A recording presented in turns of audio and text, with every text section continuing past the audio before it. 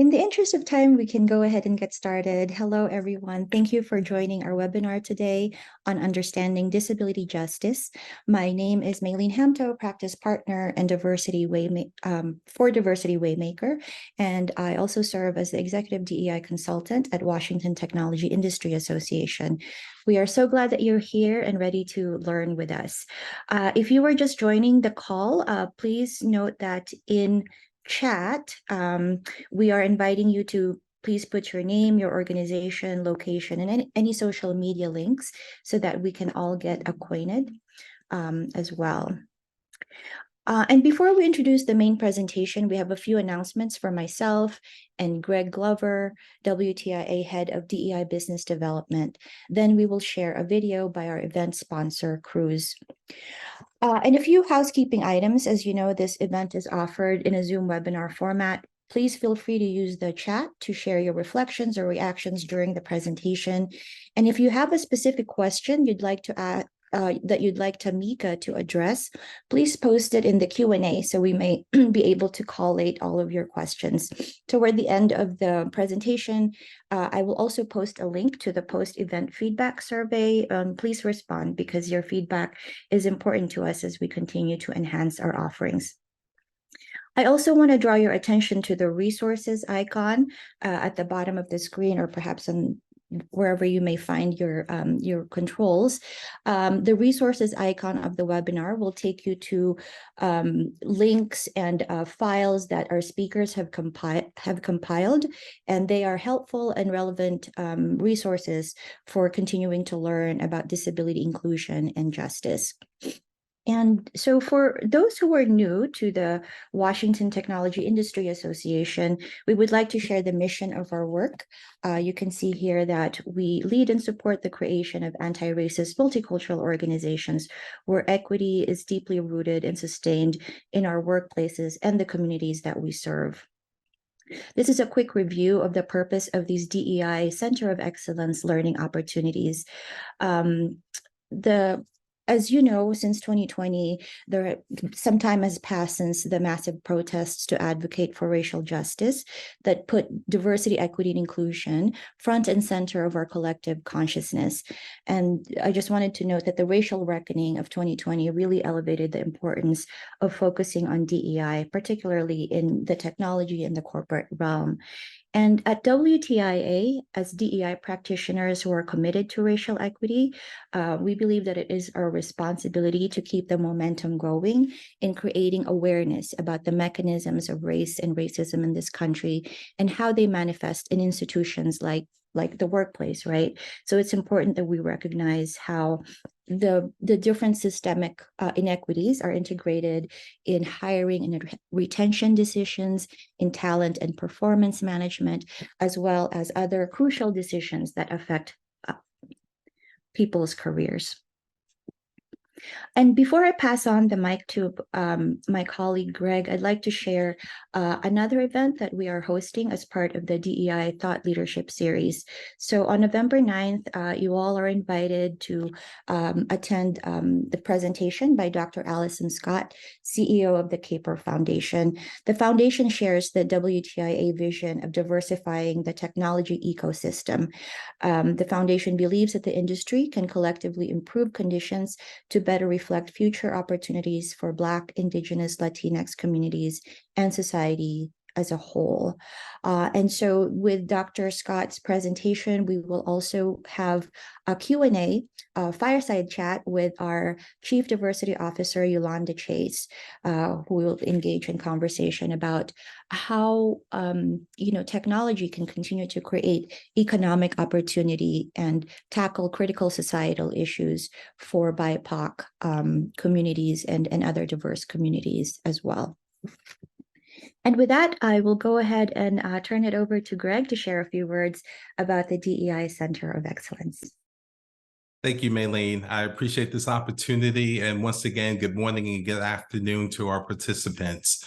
What sets our DEI Center of Excellence apart from other organizations that offer DEI programming is that we focus on developing leaders and developing the competencies of leaders. Unlike other programs that may focus on defining racism and bias training, we focus on developing those leaders with their 12 competencies and 4 traits. We feel very, very strongly that the best way to impact DEI and the innovations that are available because of DEI is from a top-down approach.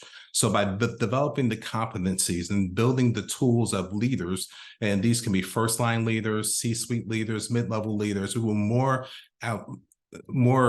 we will have a better opportunity to impact diversity, equity, and inclusion within organizations. Some of the outcomes that you can expect from our suite of offerings are elevating employee engagement, creating an environment where individuals can be their true and authentic self.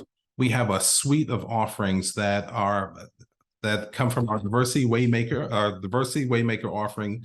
And the first one is we have a workshop and coaching, which is offered in person or virtual. We have an exciting asynchronous, 100% asynchronous offering that will be launching November 5th, which is an 8-week online course that will also include the Diversity Waymaker workshop, but it also has the mentoring or coaching built into it.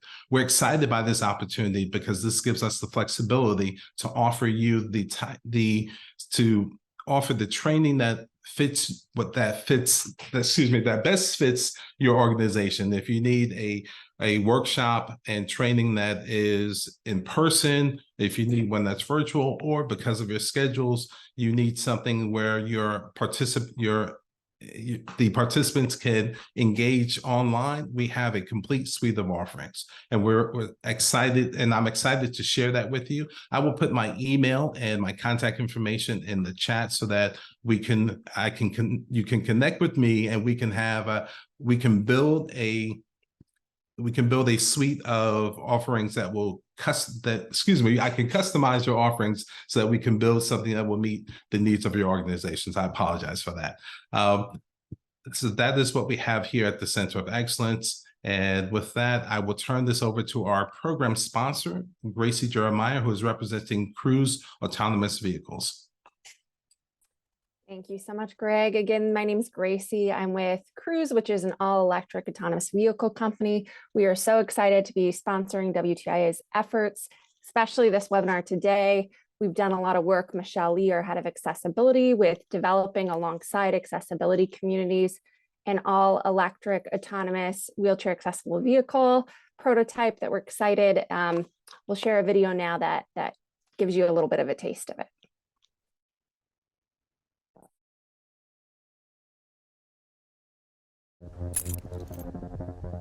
I have a pretty solid morning routine. Getting up early. I'll do some curls, some squats. Ready? Let's go. I grab Alabama here, my partner in crime, and we go for about a mile and a half walk. Putting on my makeup, I have a moment of independence for myself, and then I go to work.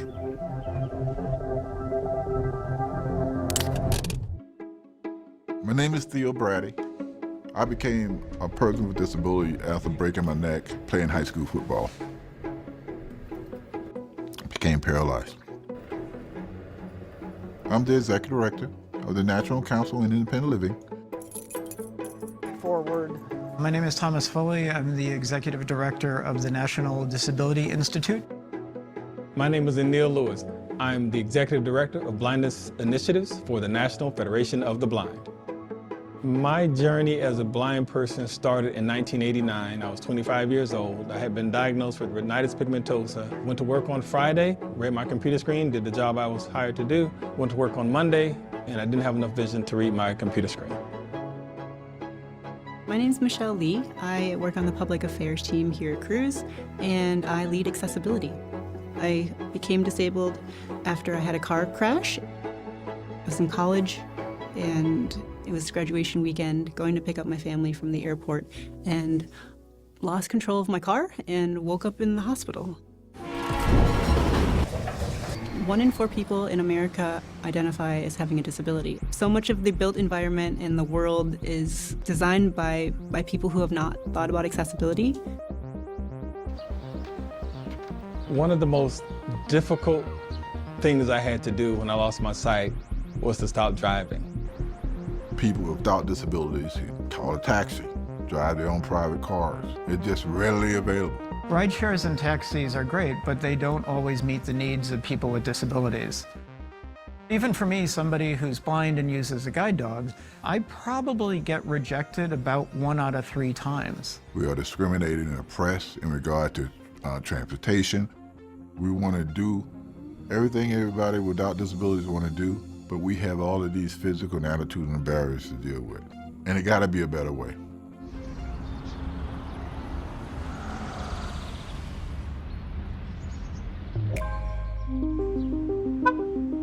Now with the advent of the driverless vehicles, that flexibility and freedom is returning in a real way. It pulled right up. I was able to use the app to beep the horn so I knew exactly where the car was. I could open and close the doors by myself.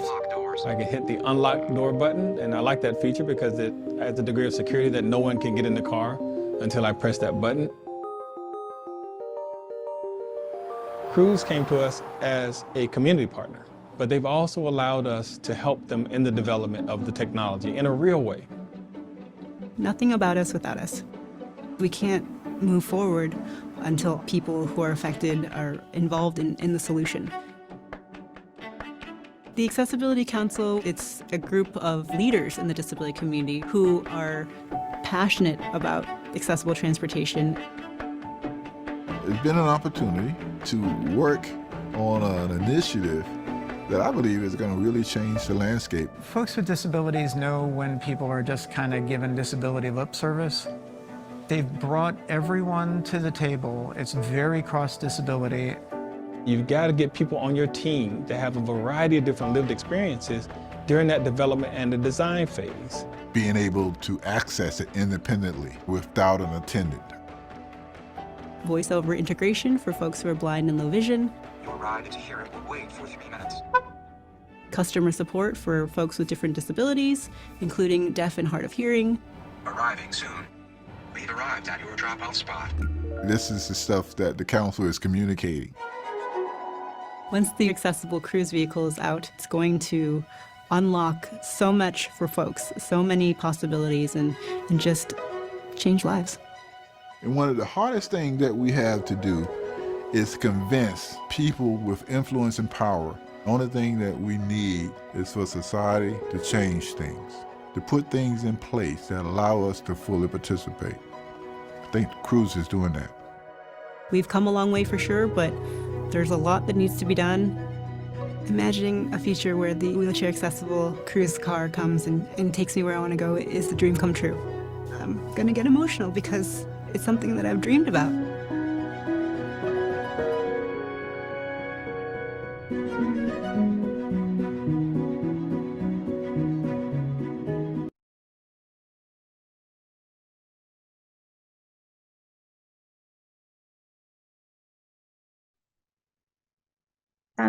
Thank you again, Gracie, Michelle Lee, and Cruz for being our event sponsor and also sharing the new innovation with us. And it was great to learn about Cruz's intentional and inclusive approach to product design and development, and can't wait to hear more about the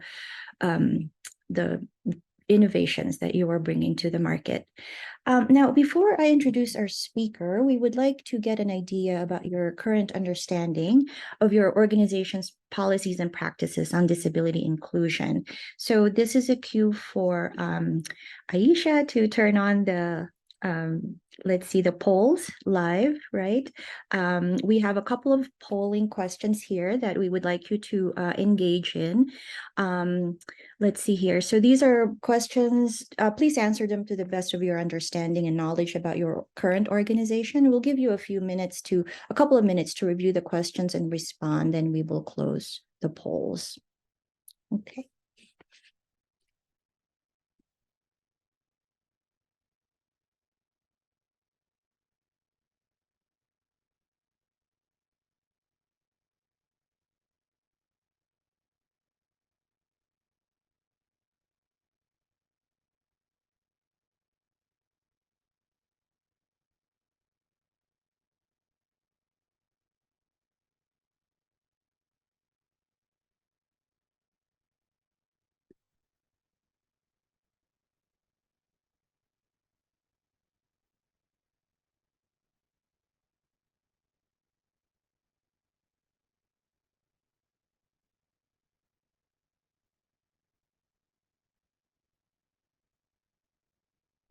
We'll close the poll in about another 20 seconds or so, and then we can move forward with introducing Tameka.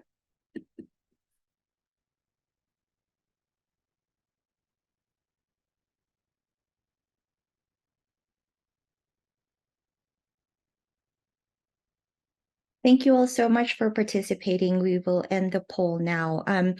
As you can see, this is what we have, gathered from your comments. Appreciate your sharing your opinions. And let's see here, share results. That's the results, and stop sharing. Okay, perfect. So without further ado, I'd like to introduce Tameka Citchen Spruce, disability justice activist, filmmaker, and co-director of the Michigan Disability Rights Coalition.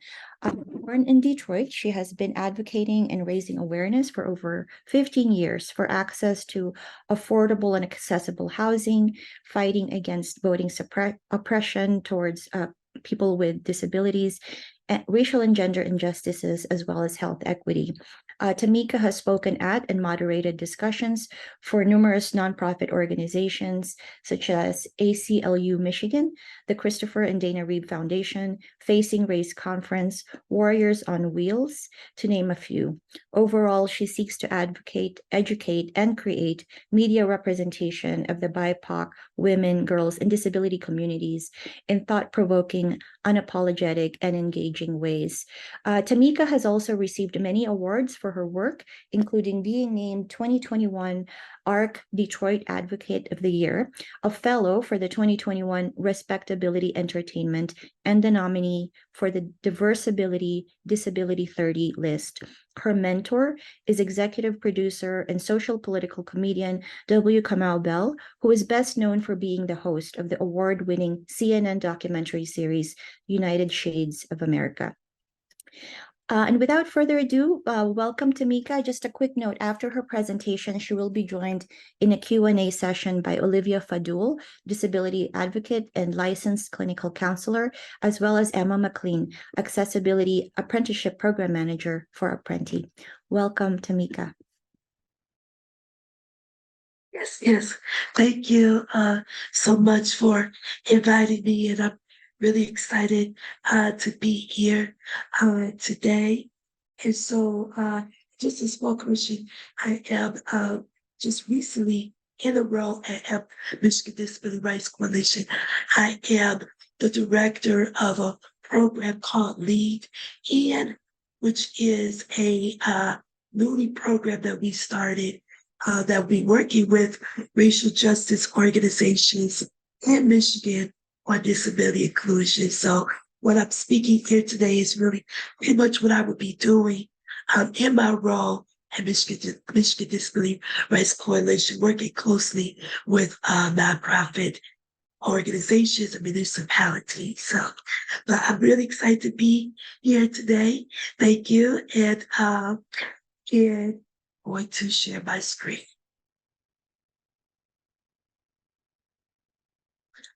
So today I will be talking about disability justice in the workplace.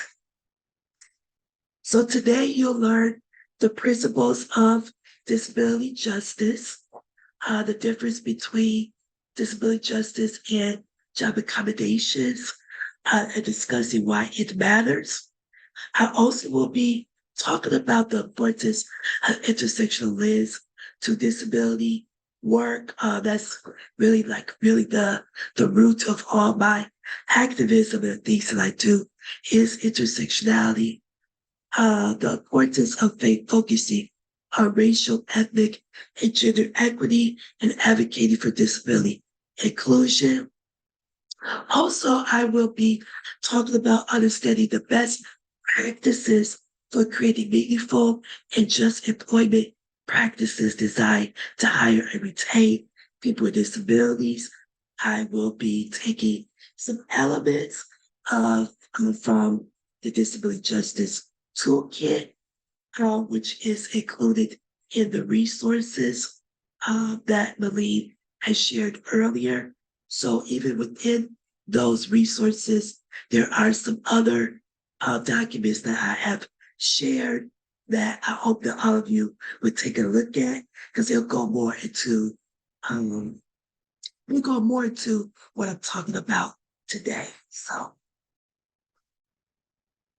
how did disability justice came about? And I'm very intentional on why I use the title disability justice activist. And so it's because it was coined in 2005 by a collective of disabled queer women of color, which includes Patty Byrne, Mia Mignis, and the late Stacy Milburn. And so disability justice also came about, kind of saying like it's disability rights 2.0. If you do not know, disability rights movement came about around the 60s and 70s. It stemmed out of the independent living movement. And so during the 60s and 70s, people with disabilities, particularly in college campus, was first independent living on a college campus. They started to come together and say, we do not want people or institutions to, control our lives. We want to be able to have control over our lives ourselves, and we want to have inclusion in the community. And so that's where a lot of the movement that you've seen now with, community-based inclusion, like community-based living and the Centers for Independent Living, the CILs that you see that's across the country, the Rehab Act, which I'll talk about a little bit later, ADA, Americans with Disabilities Act, all came from the independent living and disability rights movement in the 60s and 70s. But with the disability rights movement, it really primarily just focused on disability issues. And it really,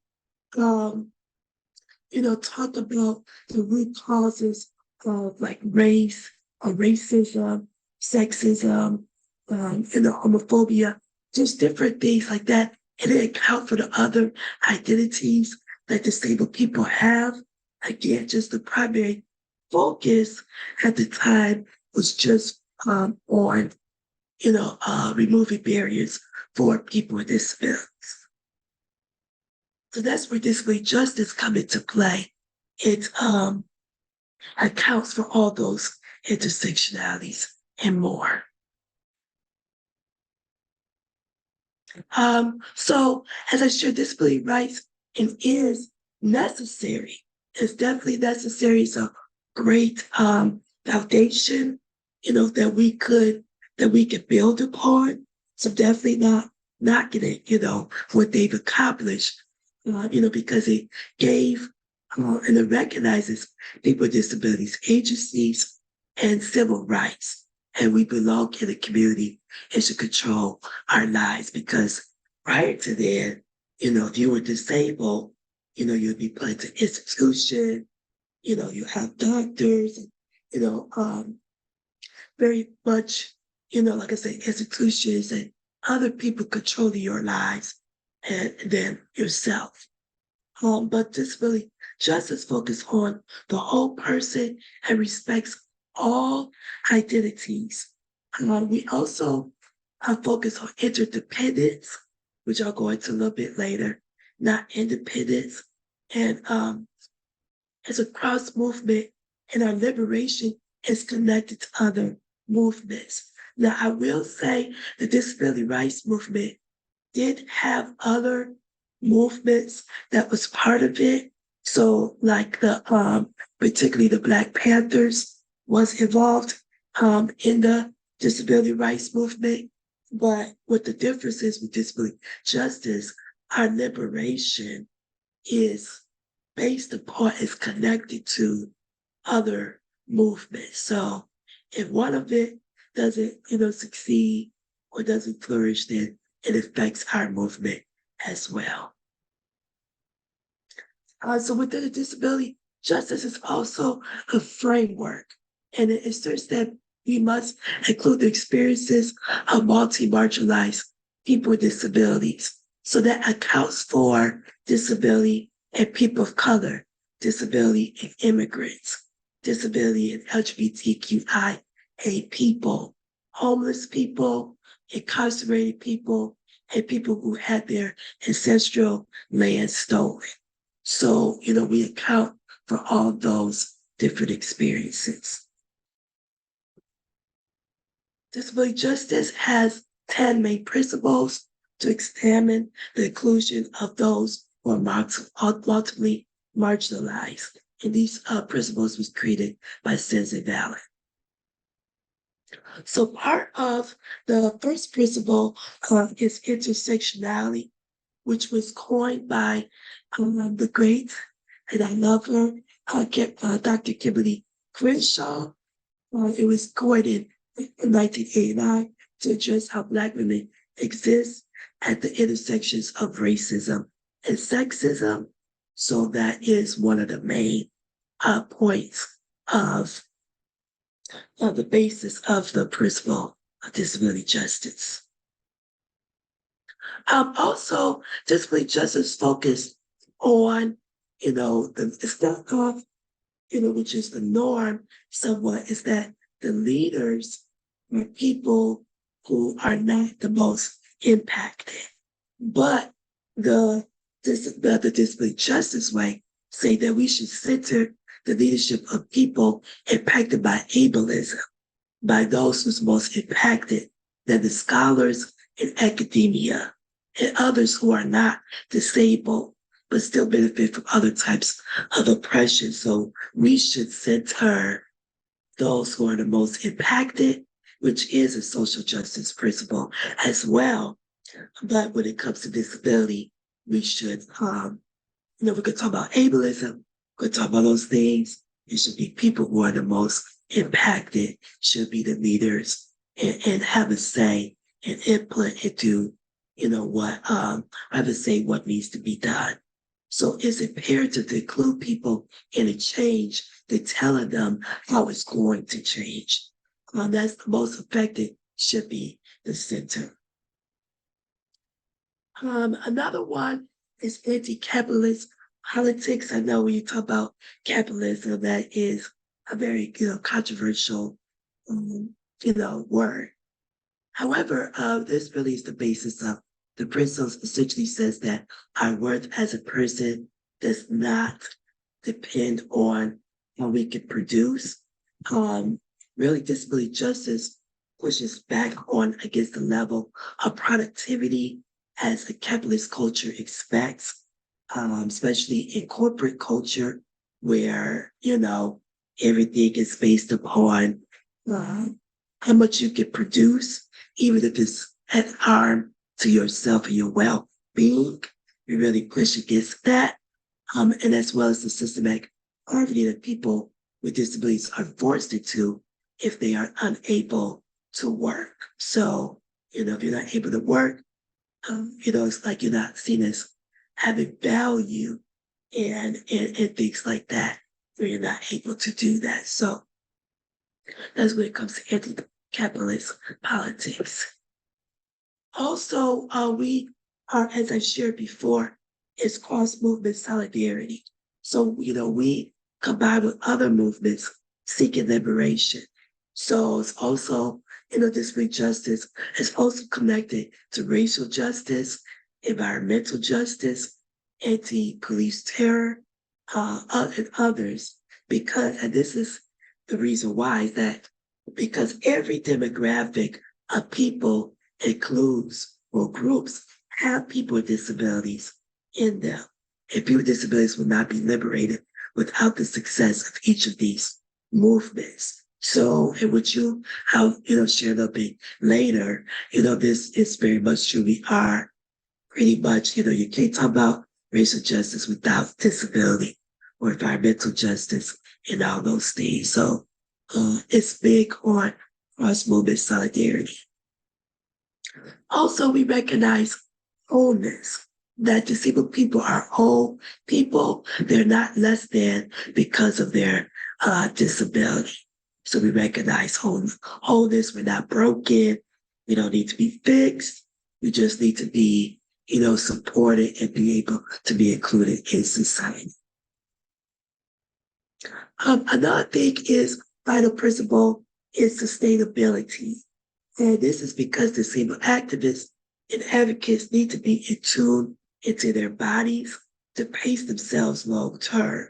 So, depending on the type of disability the person may have, or the chronic illnesses, there's sometimes that you might wake up and you might be in pain, or you might have some issues or just challenges that it's not a good day. And so if you just made to work constantly, and that could be detrimental to a person with disabilities' health. And and they just not gonna be able to produce on a high level. So, we're all about to be sustainable and to begin to continue to work.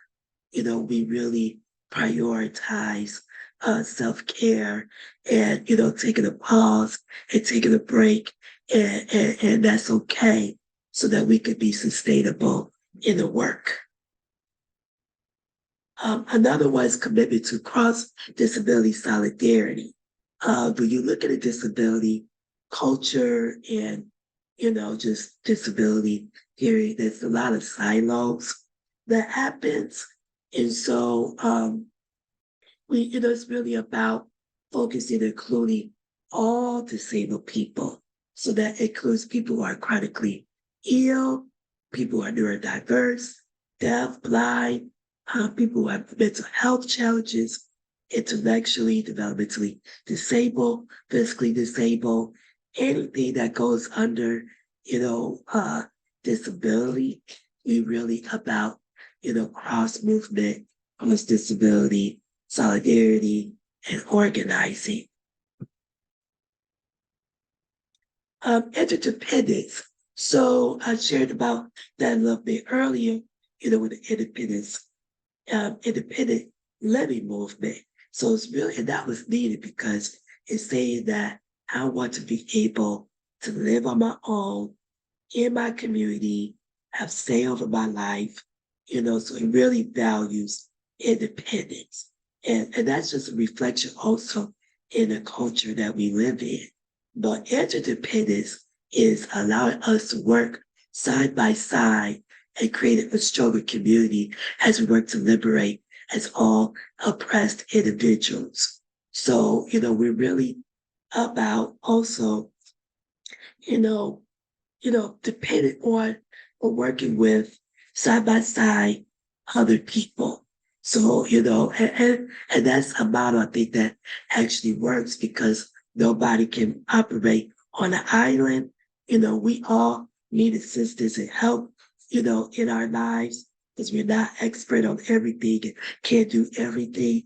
So, creating that independence nature where you can, care for each other and help out each other and build that community of care is really important.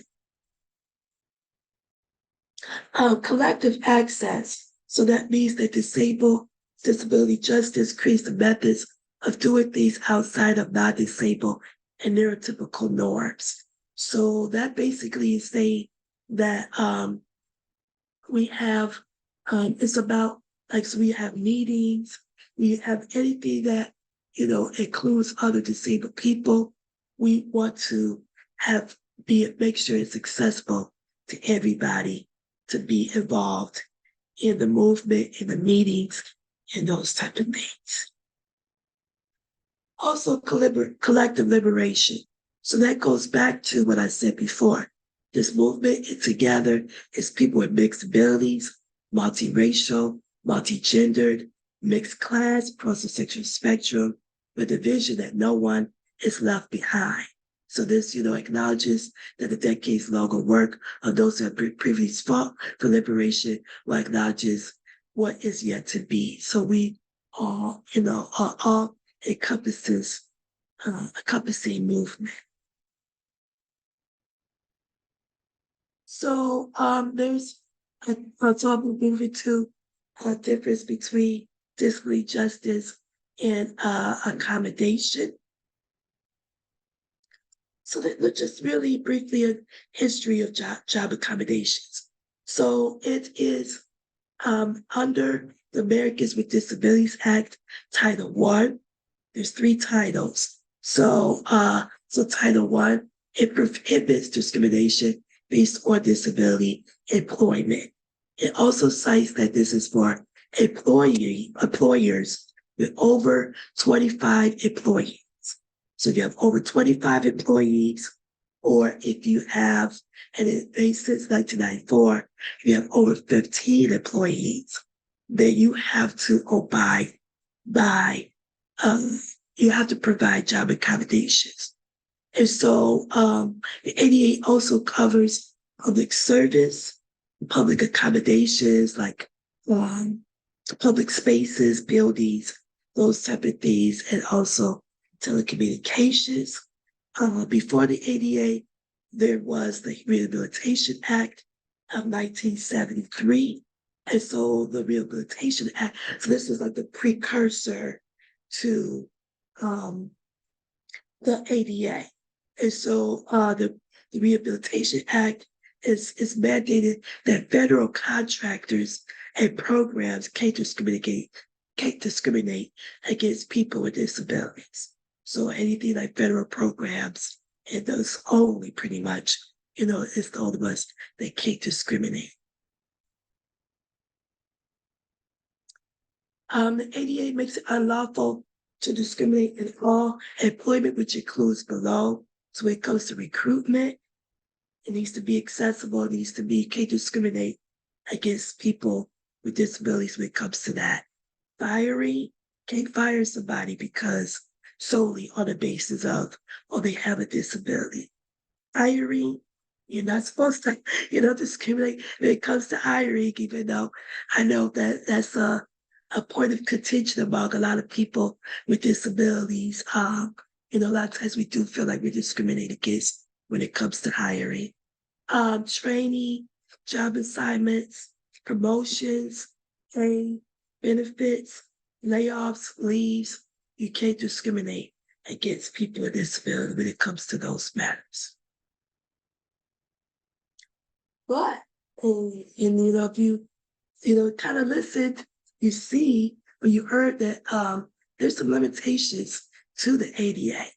So, and this is like the, kind of like the pain in the side of, activists, is that, and advocates as well, that is based upon reasonable accommodations. So it's like, well, what does it mean by being reasonable? So that basically what they're saying, that if it's going to put on undue hardship on the business to hire someone when it comes to accommodations, then that they don't have to do that. So it's financial hardships.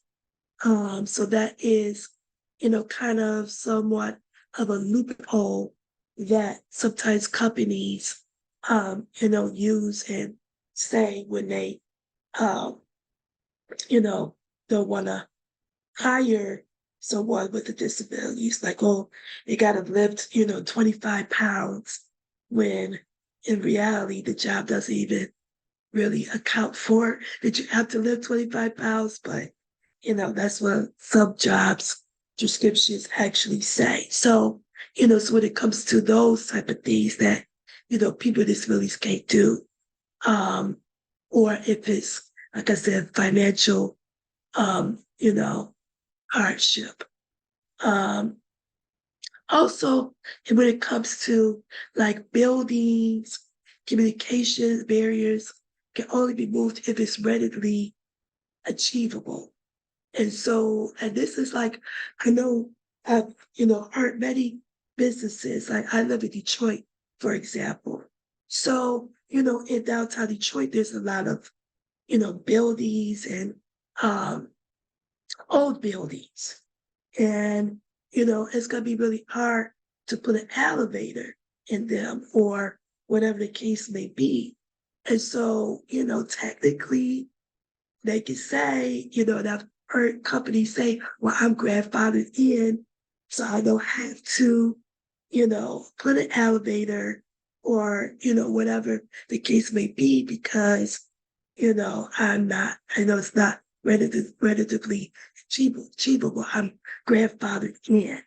So that's how a lot of people, are able to have, have a loophole.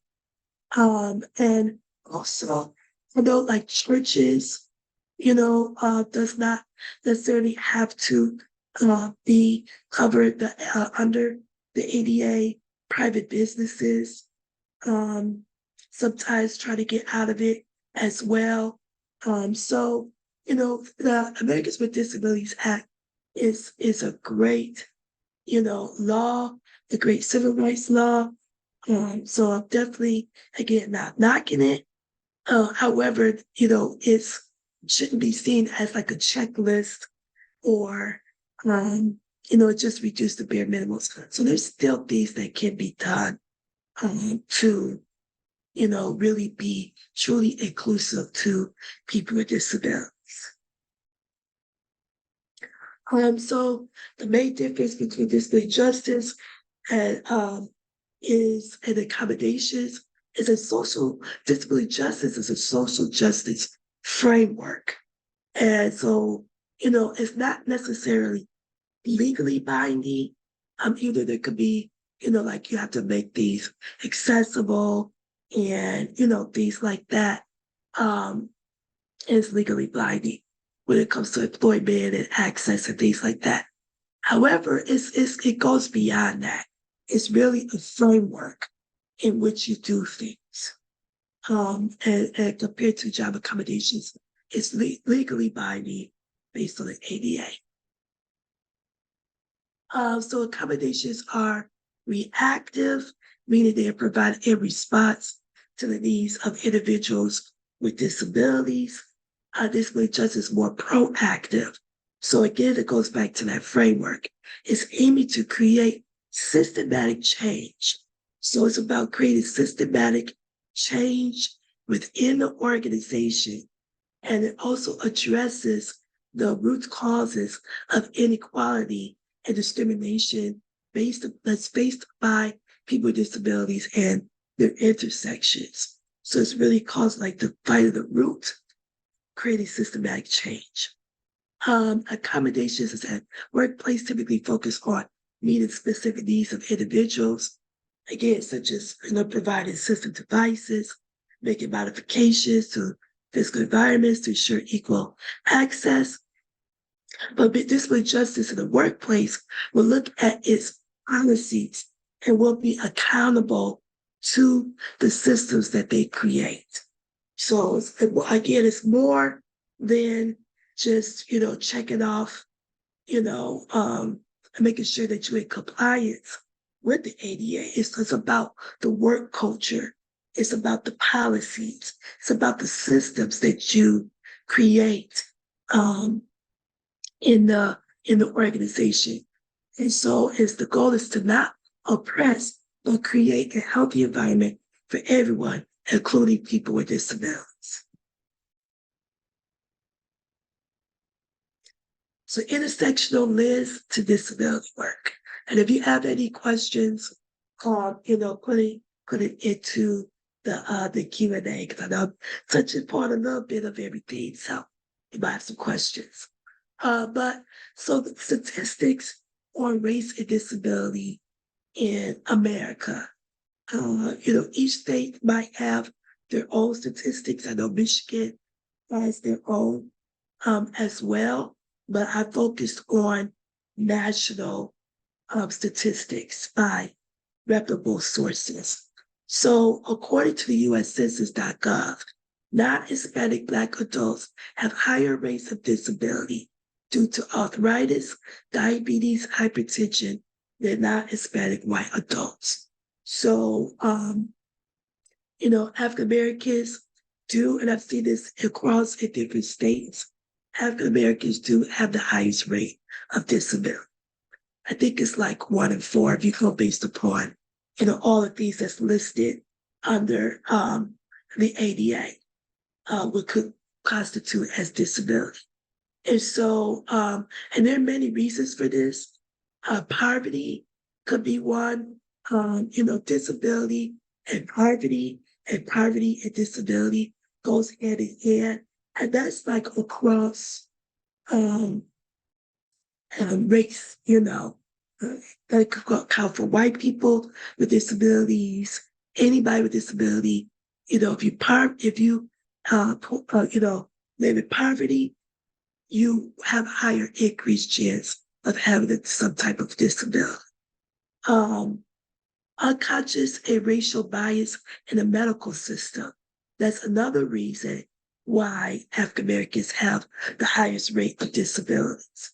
And social determinants of health, that's a whole thing within itself, so I'm not gonna go into it, but when you research social determinants of health, you will understand why, African Americans and other groups have an increased chance or, actually have disabilities.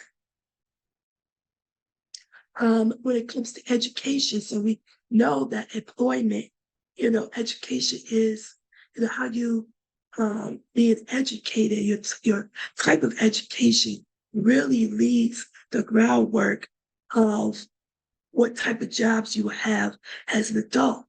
So when it comes to, according to the Office of Special Education and Rehabilitation Services, Black children with disabilities are, the most removed, the most disciplined removal. So when it comes to in-school suspension, out-of-school suspension, expulsion, people, Black children, period, but Black children with disabilities, are the top of the list. Also, when it comes to in 2017, 2018, Black children between the ages of 14 and 21 exiting school were more likely to drop out and less likely to graduate with regular high school diploma than all students with disabilities. And, I could go on for days why this is, but, that is definitely a sad statistic. Because again, if you don't have a high school diploma or a certificate or whatever the case may be, it's hard to get a job, especially a good paid job. When it comes to, according to the Department of Labor blog on exploring the intersections of Black history and disability history, employment rate for working age Black Americans with disabilities was 20.5 compared with 31.3% for individuals with disabilities of all other races. Too. So we look at people with disabilities. Again, African Americans with disabilities are employed at a lower rate than those of other races with disabilities. And so, I just want to take a moment and to think, we, by statistics, focus on particularly in the African American community, but, what if you add other race, or other ethnicities? What if you add, which I know disability is really high, in indigenous community, what if you add those factors to it? What if you add sexual orientation and the disabled person, is transgender or, gay, for example. What are some of the barriers, societal barriers that they will, experience? What if someone is, English is their second language and they're a migrant worker? What are some of the societal barriers that they will face, if they have a child with a disability or they themselves have, diabetes or, you know, um, whatever the case may be, or in school and they can't speak English and they have a disability, So just think about some of those, barriers for when it comes to even socioeconomic level. What if somebody live in a rural area, and they have a disability? What are some of the societal barriers that they, exist? And how would this affect their education and employment opportunities? Because if these intersect, everything is interconnected, when it comes to, race, class, gender, disability, everything is interconnected. It compounds each other. So, when you're a person of multi-marginalized community, you're going to face different barriers than if you didn't have those identities. So I just want to, put that in the forefront of everyone's mind as they are, outreaching to people with disabilities or hiring and creating workplaces. So the best practices for creating meaningful and just employment practices. This is a really great quote by Patty Byrne. It says a disability justice framework understands that all bodies are unique and essential, and that all bodies have strengths and needs that must be met. We know that we are powerful, not despite the complexities of our body, but because of them.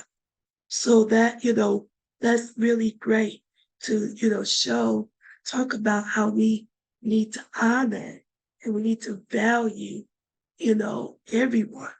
And everyone could, bring something to the table and, and we need to be inclusive in those matters. So this is based upon the Disability Justice Toolkit. Also I have in the resource list is one that was created by the Ford Foundation, which is the Disability Rights or Disability Inclusion.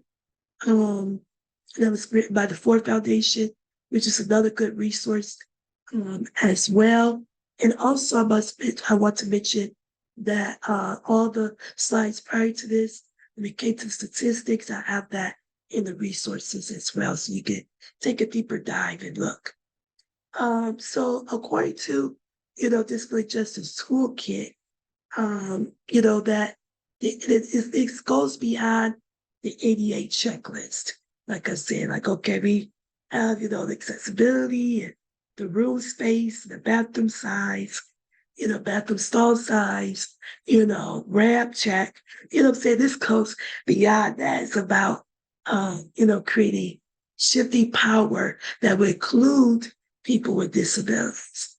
So with that, you will have to analyze, your history of working with people with disabilities, so, because there are some companies, well, I don't know the percentage of companies, but I know I have been in spaces before where I was the first person, with a physical disability in that space. So, do you have a history of hiring people with disabilities?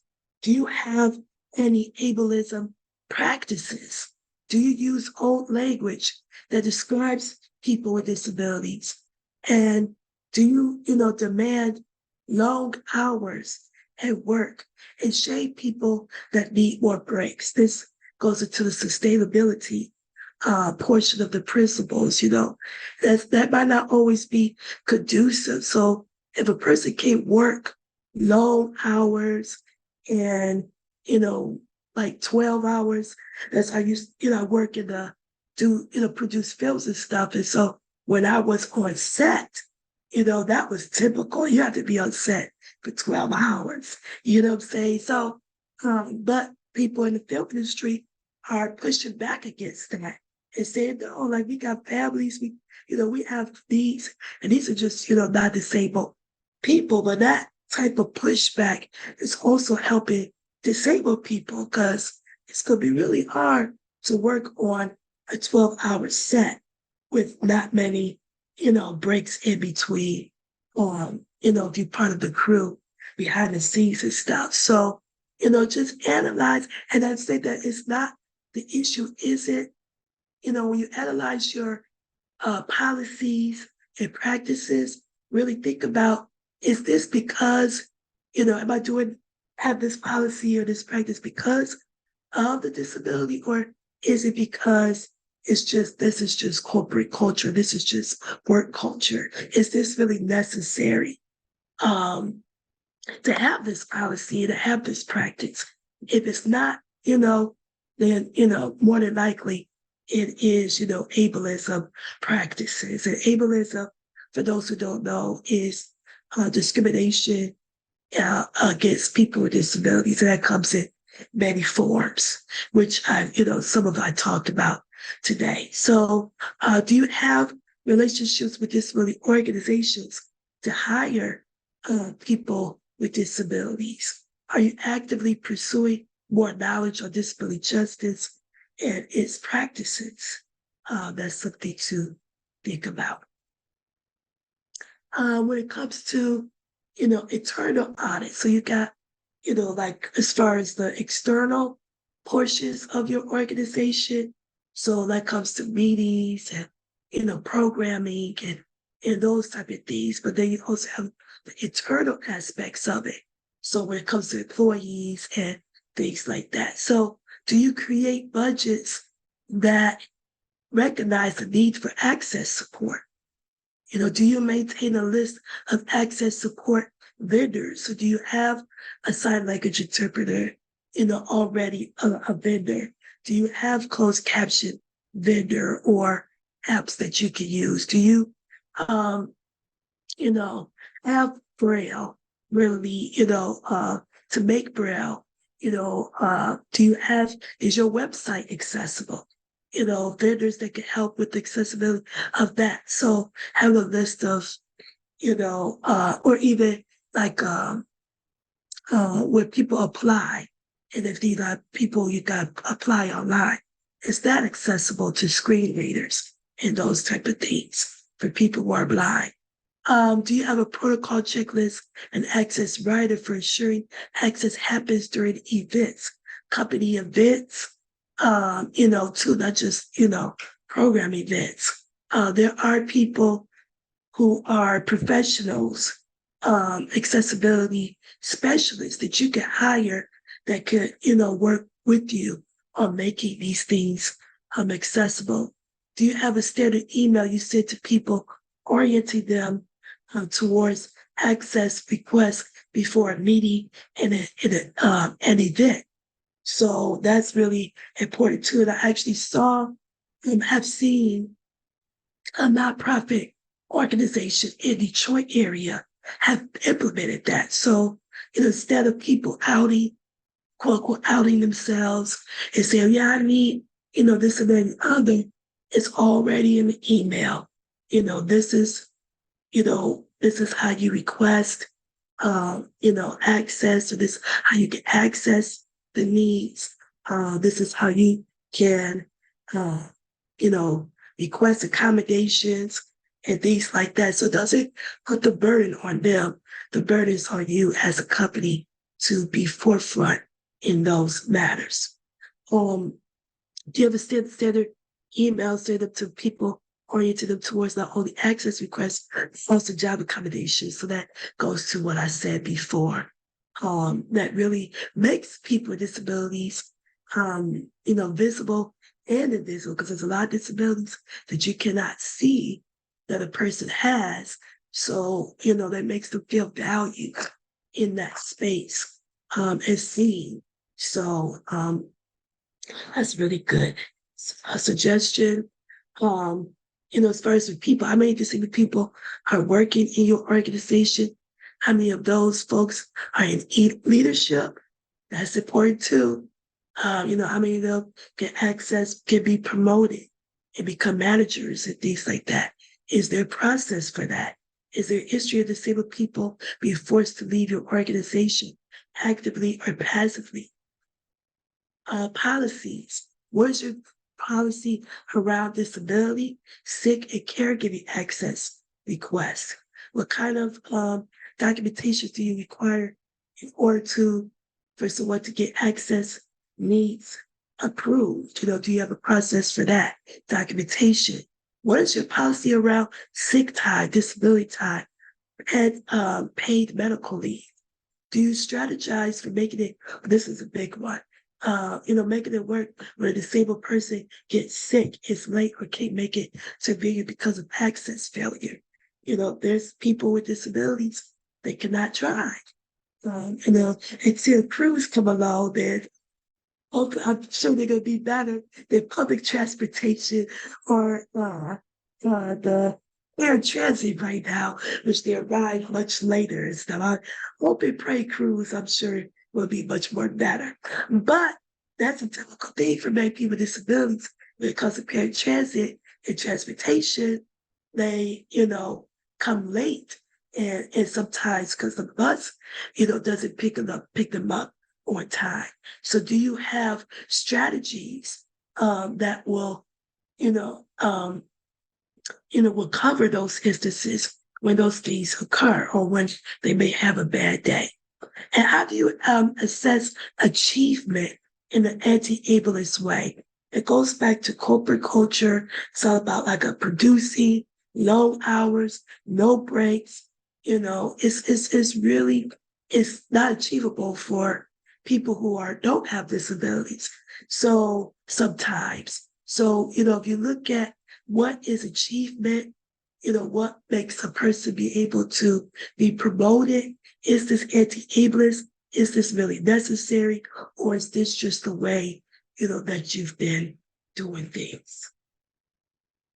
And so I want to end off with collective liberation. So we real life example, the way we can implement this is understand as an organization, as a department, you have the power to shift workplaces to be equitable in a place all people, in this case, people with disabilities, can belong.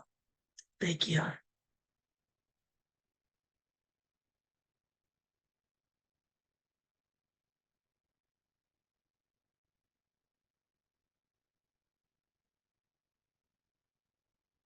Thank you so much, Tameka, for that wonderful presentation. And we now have Emma and Olivia on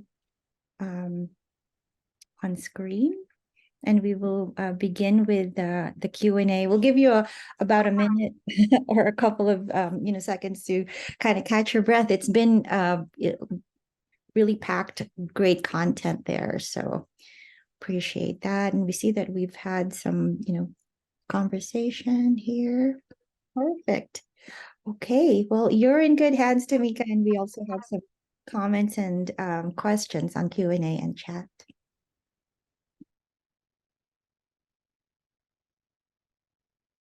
Olivia, would you like to start asking the first question? I have some myself, but if you'd like to start.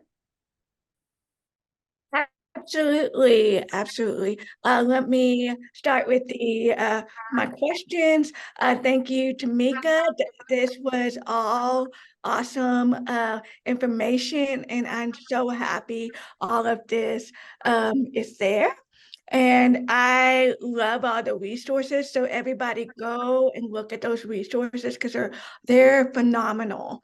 So our first question is, from personal experience or from your personal perspective, what can HR specialists do to best support individuals with disability to thrive on the job? Yes, thank you. So I would say there's a lot of different things that come into mind, but I would just take something in my personal experience that before this job at Michigan Disability Rights Coalition, I worked for a hospital system, healthcare system in their community health department. And it's called Corewell now, but it was Beaumont then. And so when I was hired in through a program, AmeriCorps program, Public Allies, I had a manager and she was, just so excellent. She definitely, welcomed me. She valued my contributions. She did not just say, oh, Tameka is, the same, she uses a wheelchair. And I failed to mention I use a wheelchair with spinal cord injury. So that I acquired when I was a baby. And so it's not like, oh, Tameka, saying she just let me be. She valued my contribution from my experience from there. She allowed me to start a thing called Inclusive Health Committee. So it was called Healthy Dearborn. So we created a whole committee about creating healthy strategies for people with disabilities at Dearborn. And so she just really let me go do my thing. And so, so I would say that is a great example of, valuing a person with a disability, not hovering over them and, just really act like they can't do anything or try to treat them special because then it makes things uncomfortable per se, provide the accommodations, but, provide accommodations and let them run, let them do their thing and let them fly. And to create a space where they can be valued. So that's what HR companies can do. Amazing. So I imagine many people on the call today might feel inspired by your presentation and want to bring on people with disabilities, but might not be sure of where or how to start. So I'm curious if you have any strategies or real life examples of recruiting and bringing on individuals with disabilities into your organization. Yeah, so there are, different organizations, nonprofits in every state that, focuses on people with disabilities and employment. So, or even just to bring them on to do the disability justice work or the disability inclusion work as well. This same thing can be applied. So there's like the CILs, which I mentioned earlier, the Centers for Independent Living. Every state has at least probably more than a dozen, CILs in their area. There's, trying to think, there's, others, nonprofits to just, Google or just, try to find out what, nonprofits in your area that focuses on disabilities and also like employment. And then each state has a vocational rehab. So as well that they have to do, they're mandated to do. So that's where the vocational rehab that they, help people with disabilities get jobs. And so, reaching out to a local vocational rehab will be good. Also, on colleges. So, there's community colleges and, universities that have student disability services. So, going to those places as well and partnering with them and universities to recruit disabled people. Great. Lots of different places to start. And thank you for sharing that, because those are all great resources. And my second question is, if there is one or two things you would like HR specialists or EAP counselors to know about individuals with disabilities, mental health, what would that be? Yeah, that's a good question. When it comes to mental health, I would go based on my experience and just the experiences of other people with disabilities that I know that um, that the stigma attached to disability and the attitudes that HR practitioners and some companies and supervisors, different things have, just the culture, period, society, period. We have a long way to go when it comes to how we view and include people with disabilities. When it comes to especially our attitude, because so, like, for example of this is that and I know you all can think about your personal experience. But for me, like if I'm rolling, down the street, I have two kids, 9 and 10. And so rolling down the street, people just give me money. $20, $50, $100. You know what I'm saying? They just give me, sometimes they just give me money. And sometimes it's like with my son, that was like every day when I went out. Like, come on now. It's like, oh no, you're judging me, thinking that I'm poor. And even though statistically that is true. But that's like really, that doesn't make me feel good that you want to, just give me money like that. Or you look at somebody with a physical disability, like myself, and I try to get a job, I have an excellent resume. But as soon as you see me, you say, oh, she you so either surprised that somebody with a physical disability could get, a bachelor's degree, or they can't really do the job. They can't do too much of it, especially, if it's physical. And so that wears you down, mental health wise. There's another thing that I really struggle about is media representation. Even though media representation of people with disabilities have increased as of recently, so they're doing a really good job with it. However, when I was growing up, there wasn't any, media representation of disabled people. So you feel like you're not valued, people have high expectations of you. And so that wears you down mental health wise. It causes like anxiety, depression, insecurities, and things like that. And that is something I personally have, experienced. And I had to grow to a point where I just had to accept myself for who I am, know what I bring to the table, and just demand that respect. And, so but it's hard to get there,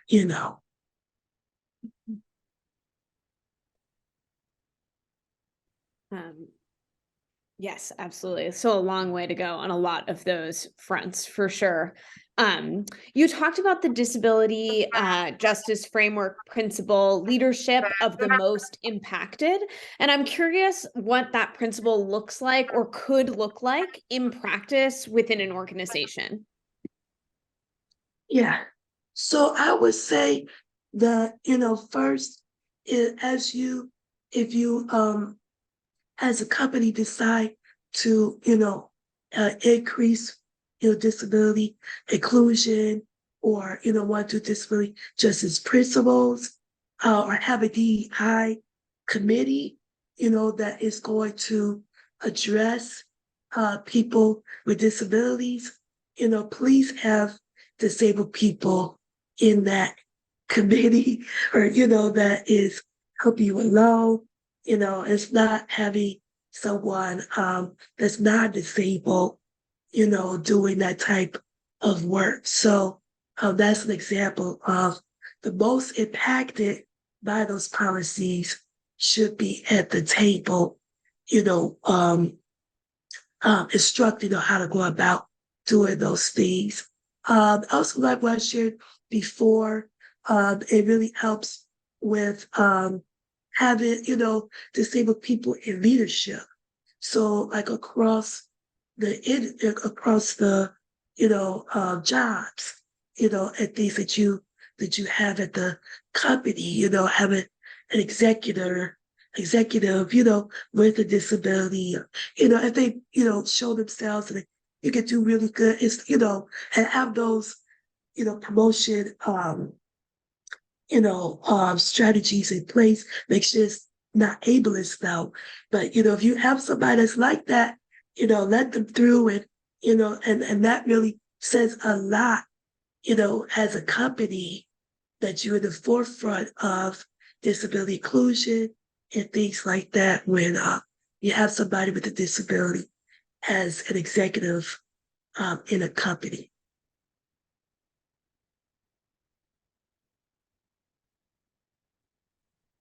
Thank you, Tameka, for sharing. My last question is, from your perspective, what are one or two detrimental or harmful policies or procedures that impact an individual with disabilities in the workplace? One thing I have found is that, just with myself or, with other people, is the job accommodations. More so with other people. I really haven't had that amount of issue with job accommodations because if the place is like fully, pretty much accessible, I can pretty much, do the job. So without accommodations. However, that's depending on the place. However, with other people, who have disabilities like as blind or deaf or whatever, or even having a visible disability or, different type of physical disability where they do need the workplace need accommodations, is that a lot of people feel like it's sometimes really hard to get companies to provide the job accommodation. That's just based upon what people I've heard, like, oh, we don't have the money, or, we don't know, and, you gotta do this, that, and the other. You have a long list of processes to, request accommodations, and it just make it so daunting. It's so hard to request accommodations that people with disabilities just leave, leave the workplace. And, and even when it comes to invisible disabilities as well, it comes to accommodations, you may not see it. And, apparently, just seeing them for those amount of hours, but they might be scared to ask for accommodations. And so their job performance and, those type of things might, not be to the T like it was if they did receive accommodations, but they just feel scared, to ask because they'd be let go. And so, I think that's those harmful practices, not, making it a welcoming environment to be able to ask for accommodations and, breaks and things that you need for the job to do your performance. Because if you were fully supported on a job, then, you can fully do what you need to do, and it creates a better work environment because they feel valued and seen. So, I would say to really pay attention to how you provide job accommodations and the policies and things that surrounding that. Great. I think it can be challenging sometimes. It can feel like different disability groups get pitted against each other, or maybe are trying to compete for like a small portion of a given market or things like that. Right now there's a lot of neurodiversity initiatives and things like that, and that can maybe make people who hold different disabled identities feel not as included in the workplace. And so I'm curious if you have any examples or ideas of how that cross-movement disability solidarity might be implemented within a workplace and help raise up all different disabled people within a working environment.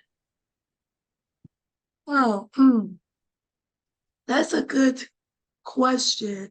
To have cross disability solidarity, I think definitely, and I've seen many companies do this, but have a employee resource group.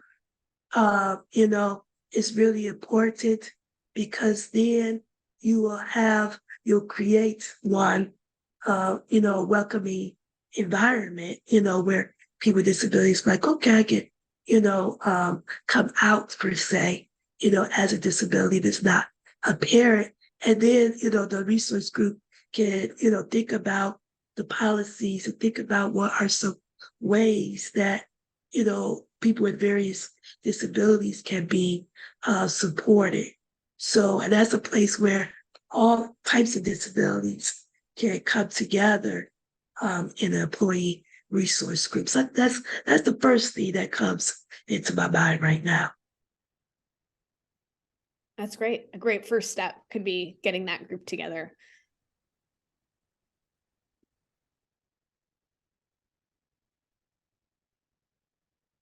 Excellent. I want to be mindful of time because I know we only have about 5 more minutes.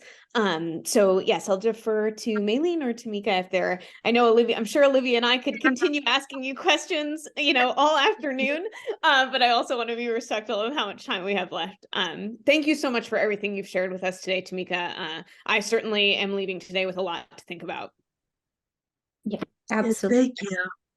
Yeah, thank you so much, Emma, asking those questions, and for folks in the room that were engaging in chat as well.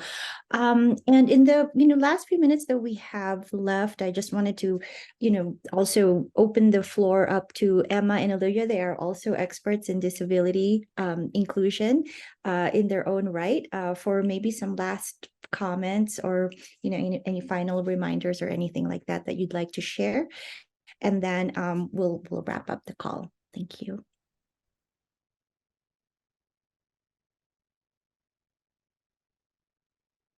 I think the only piece that I would share is just start. Even small steps, I think, can be a good initiative to any program. I think often with accessibility, the perfect can get in the way of the good. The idea that if my project isn't perfectly accessible, then I'm doing something wrong, when in fact, that just stops people from starting any sort of accessibility whatsoever. So, I think as Tameka spoke about, accessibility is something that is constantly being worked on within an organization, and there are always opportunities for more growth. So I encourage people to get started. And I think Tameka gave us a lot of really good first steps that you could even do after we get off the call today. Reach out to a local college, reach out to a local community organization, audit your policies, and start to get into those. So I think that's what I'm taking away from today is let's take those first small steps, and hopefully that can lead to even more accessibility down the road. And I really want to bring to the table that when you have those one-on-one conversations with individuals with disabilities, especially if you pull them aside and you make eye contact, you look at them, you have that private conversation that, hey, you matter. And I'm willing to learn, I'm willing to ask what your needs are.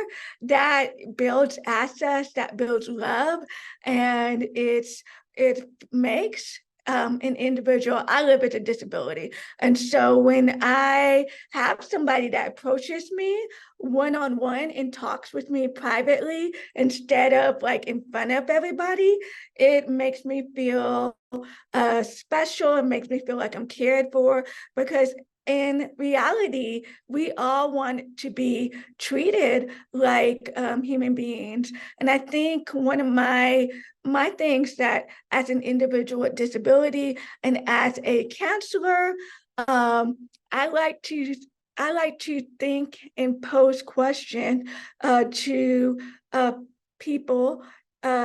Is that something you would want to say to your daughter, your loved one? Is that the right thing to do? And so I think kindness and respect and compassion goes a long way. And I'm not going to take up much time, but EAP is such a wonderful resource. And if that's a tool that you use, please refer out to that. And I'm going to turn this over to MacLean, Emma. I really appreciate being in this space with Tameka.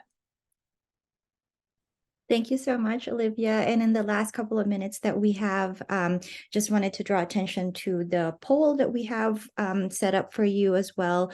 Audience, if you could give us your perspectives and opinions. We will also email out the link to the poll if you're not able to get to it right now. But your opinions are really important for us to continue, delivering relevant and useful information moving forward. Really appreciate all of your wisdom and knowledge that you shared today, Tameka. What a wonderful gift. Appreciate all of your time and support. Okay.